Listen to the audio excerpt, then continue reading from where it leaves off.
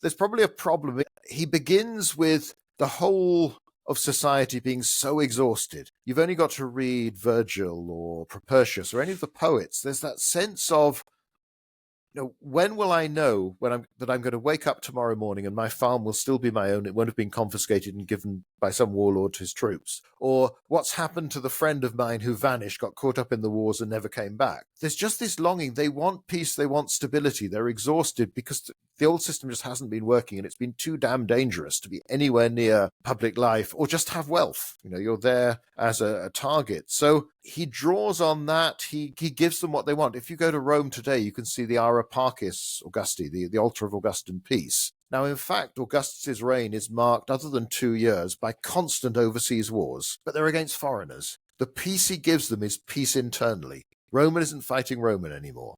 We're done with that. We're going back to the old customs, the old traditions. So I think he probably does find people, and you do have some of these more dubious characters who've changed sides several times during the Civil War, get good careers early on, and it's sort of still in the 20s BC, but as time passes, you just don't see those names anymore.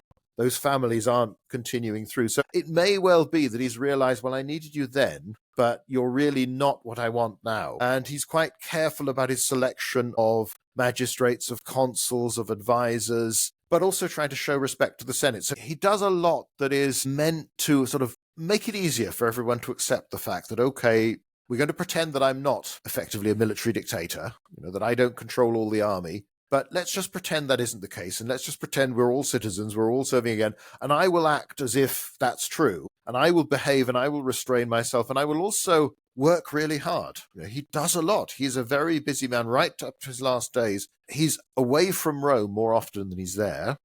He's touring the provinces. He's listening to petition after petition, speech after speech of people who want something from him, trying to get the administration going again. So there's a lot of slog in this as well. But I suspect there is. One of the problems is often we only know the names of some of the people he chooses. So it's hard to know, is he always choosing well? How many mistakes does he make? There are people who clearly don't live up to, and of course you have the classic example, AD 9, where the man he appoints to govern the province beyond the Rhine in Germany leads his army into an ambush, gets 3 legions slaughtered. That's clearly a bad choice. But then we don't know what the pool was at that time, how much talent there was around. So it's often difficult to reconstruct the details.